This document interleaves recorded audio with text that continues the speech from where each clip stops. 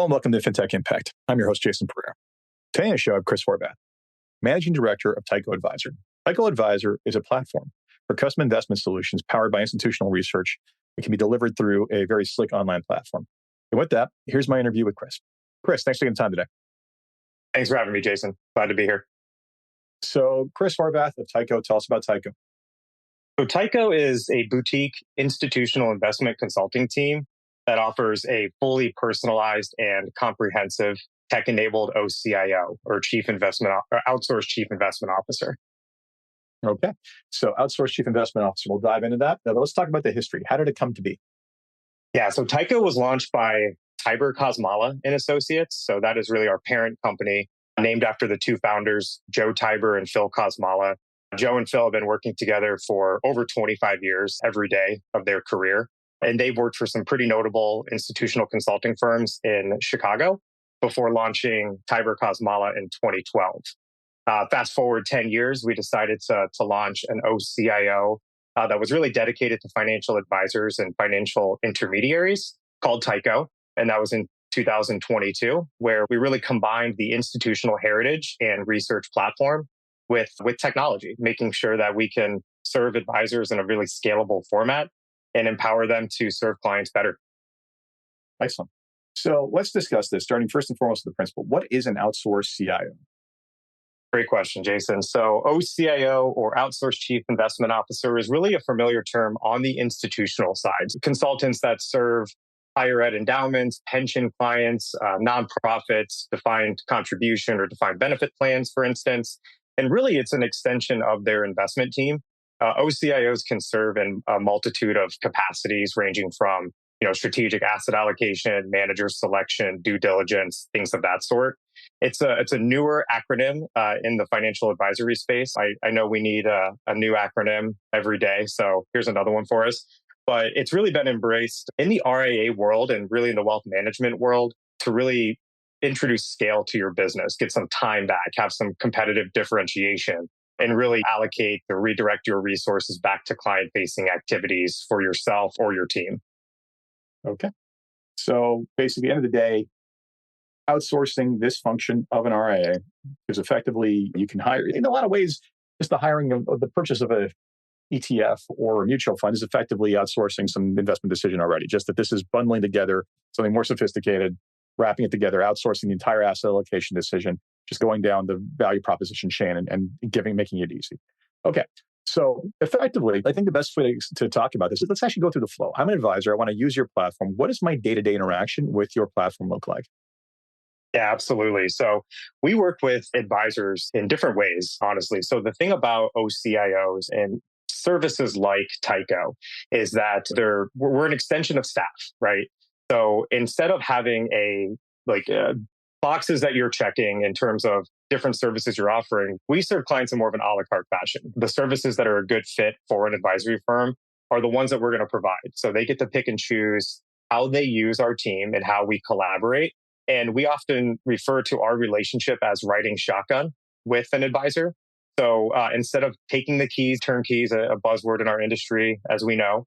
And really, instead of taking the keys, we like to collaborate. We like to be a sounding board where it's appropriate. So the day-to-day is truly unique for every firm that we work with. But we have an investment team that is dedicated to working with the advisors and the staff. We have a platform team that handles the trading requests, the advisory billing requests, or technology administration questions or issues that we jump in and help advisors problem solve. So they interact with us through their custom portal. So Taiko stands up a unique portal for each RIA that we serve, whether that's 3 advisors in California or it's a national RIA firm that serves hundreds of advisors all over the country. Excellent. Now, you talked about customization, but let's be fair. It's customization with repeatability, right? Because every RIA may be unique, its own little unique snowflake. But the reality is that they're probably doing the same thing over and over again. So I take it like what you're basically doing is you have a platform that you help set up that uniqueness. But then from there, it's not ongoing unique. It's basically repeat until they make a change, correct? Correct, very much. So you have to introduce scale to your business. As we all know, it's very important. And a lot of the heavy lifting is done up front, where we're sourcing the different investment strategies or managers that are a good fit for that advisor's investment philosophy. Sometimes we get tasked with creating custom strategies alongside that advisor. They may have models that they're running in-house already. Sometimes a scenario comes up where there's a exiting CIO. And so they're trying to figure out how to scale that transition and outsource or partner with a firm that can help bridge the gap, but also find other unique investment opportunities. Our institutional backdrop allows us to bring in some pretty interesting and unique investment managers that you don't find on traditional platforms out there. Excellent. Okay. Basically, you help set up this entire system with access to third-party managers effectively. So you become the conduit, the hub. They basically work with you to figure out what they're going to look like in terms of their kind of online marketplace for their consumers to trigger those workflows. So you basically talk to me about the relationship with the third-party managers. This must be easy, right? Hey, let's help bring you more business, right? Talk to me about their response when you solicit them. Where do you typically get, where they typically come about? Do they approach you? Do clients want you to get them? And then what does the process of putting them on there look like from a due diligence standpoint? Great question. When we're partnering with managers, we look through our institutional lens first and foremost. So we do have a rigorous due diligence process where we sit down and we have a series of due diligence meetings with the portfolio manager present. That's a very important item for us to be able to even take that meeting with a manager. But we source a lot of managers from our institutional relationship. So we may have a mandate where we're allocating $50 million to a specific manager, and we're able to take that partnership with that manager into the Taiko OCIO offering to serve financial advisors and their clients. What does that do? What does that bring to clients and to advisors is competitive pricing. So we're able to actually leverage the combined relationship with a manager and bring them onto the platform. So it's a really open dialogue. Managers are happy to hear from us. We're happy to hear from managers. We take somewhere between, Jason, 800 and 1,000 due diligence meetings every single year. And our research team is very busy. We do those meetings in our office in the Board of Trade in Chicago. We do them virtually. But again, it's mandatory that we sit down with a portfolio manager and not a third-party marketer, for instance. Excellent. Okay, so that's where they come from. Now let's talk about going back to the interaction with the platform. But I actually borrow from your website and go through the 4 points on value proposition. Investment philosophy and technology discovery. Talk to me about what that means. Yeah, so we sit down and we do a deep dive with an advisory firm. We look at the models that they might be running in-house today, the managers that they're allocating to today, the technologies that they're using, what portfolio accounting system are they using, what CRM, what financial planning software. And the deep dive there is really important so that we can craft a services proposal that fits that firm. And we're able to really discover and figure out where they can best utilize our team, what is truly a fit for their organization. So we're going to roll up our sleeves and we're going to find out everything we can in order to present the best possible, value proposition to that firm. Excellent. Okay, so that's basically, you figure them out, you understand them. Now let's get to custom investment program construction. So then we sit down and we look at gaps. We find any holes in their investment program where we need to maybe bring in a different strategy, where we need to create a strategy with their investment team. And what that looks like is sitting around a table with the investment committee. If the advisor has one, if they don't have one, we help them formulate an investment committee and a process to document all aspects of their investment program. So sometimes the result of that is sourcing a new manager, educating the advisors on a manager that is on our platform, or again, coming up with a unique strategy that serves their clients the way they would like to serve them. Excellent. All right. And then moving on to the next one, investment program implementation. So what we'll do next is we'll actually build out the strategies in the portfolio accounting system. What we will do then is we'll enable the strategies in their unique portal. So it's a Taiko portal, but again, it's white labeled and branded to each RIA firm. And that is really the conduit between the advisors and our back office team, our trading team, billing, and technology administration folks on our team. And what that does is allows advisors to allocate to different strategies with a click of a button. They go through and they submit a trade request that comes through, and it's a case. And our team will work on that case and allocate that account all the way through trade execution with the custodians. We do the same for portfolio maintenance, where there's rebalancing, tax loss harvesting efforts, and cash raises on the day-to-day type stuff. Straightforward, exactly what's necessary. And then lastly, the ongoing trading, research, reporting, and support. So what we'll do next is we have a meeting cadence that we set with every advisory firm. And what we'll do is we'll have a detailed investment committee meeting. We will go through and review the performance of any of their models and model portfolios. We'll look at manager performance and risk attributions. And we're also going to go through the just capital market observations. What are the headlines? What's moving markets? What do we need to be cognizant of? For instance, say it's managing duration within the fixed income side of the portfolio. So that's where we get to collaborate on an ongoing basis. It's usually a quarterly meeting that we have with our full service CIO clients. And then we fully document that meeting. We actually provide the meeting minutes back to our advisory firms so they don't have to. And that really papers their compliance files so that when they get audited, they actually have a book. They have a review, a deep dive into their investment program. They can hand that over to a regulator. And that's been tested by the SEC many times. A lot of our clients have gone through those audits and passed with flying colors because they have the documentation that's truly required on your investment program. Right. All right. Go through all that. And it's really a turnkey, straight through, all the way, basically everything needed to be done. Now, talk to me about the advisor feedback. What are they telling you this is doing for them, and how has it helped change their business? Yeah, great questions. First of all, it's time back. I think with every partnership like ours, like Taiko's, you should be looking at how you can reallocate time. Is that into your family, spending more time with the kids and your family, or your golf game, or client acquisition? Are you looking to maybe acquire a book of business or bring in another advisor?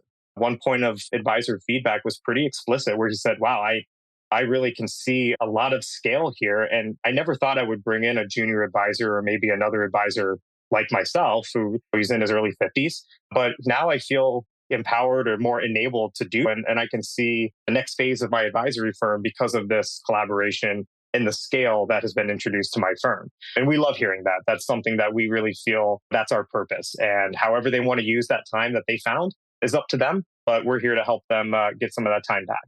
Other situations, Jason, are really interesting where we have advisors that have actually stumbled across institutional pieces of business where that wasn't a revenue source or really a client acquisition method for them in the past, where they'll go to a community college in town and manage the endowment or have the capabilities to actually take on a mandate like an institutional piece of business. And that becomes pretty interesting too.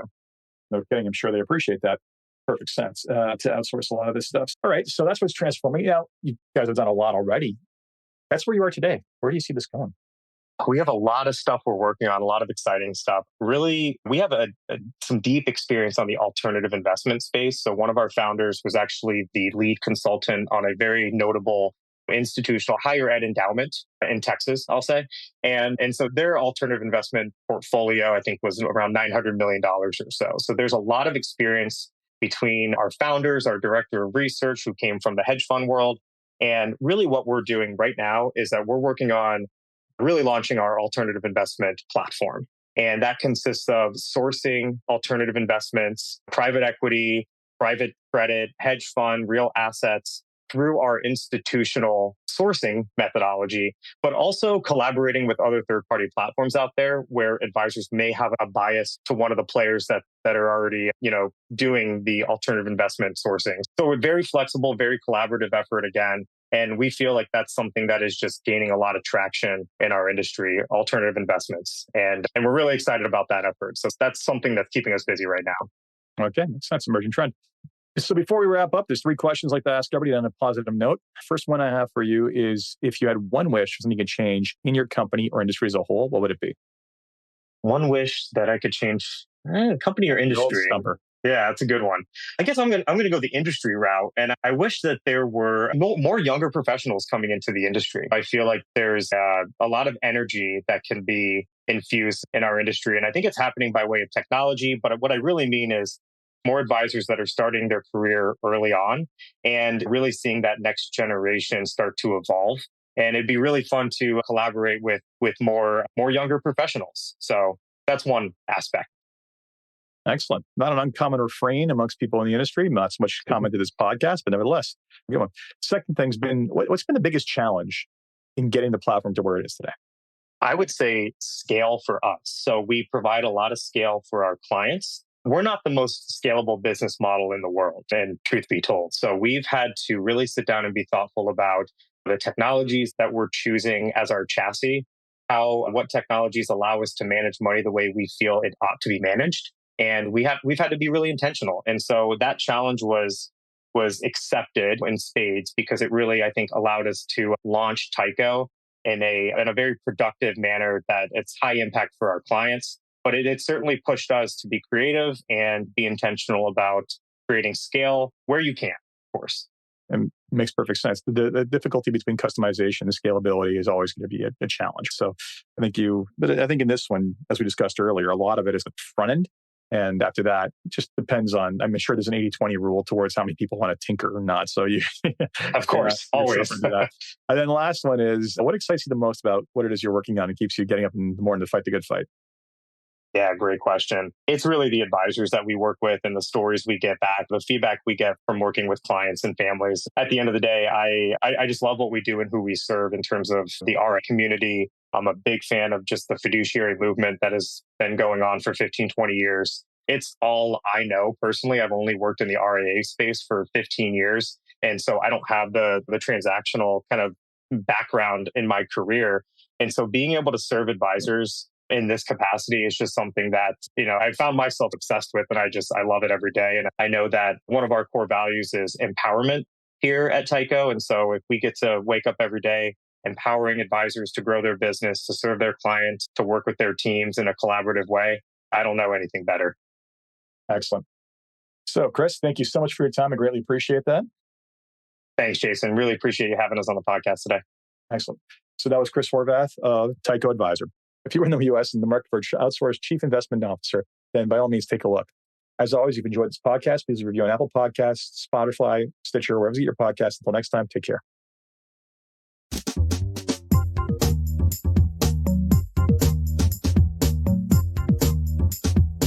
This podcast was brought to you by Woodgate Financial, an award-winning financial planning firm catering to high net worth individuals and their families. To learn more, go to woodgate.com. You can subscribe to this podcast on iTunes, Stitcher, and Google Play, or find more episodes at jasonpereira.ca.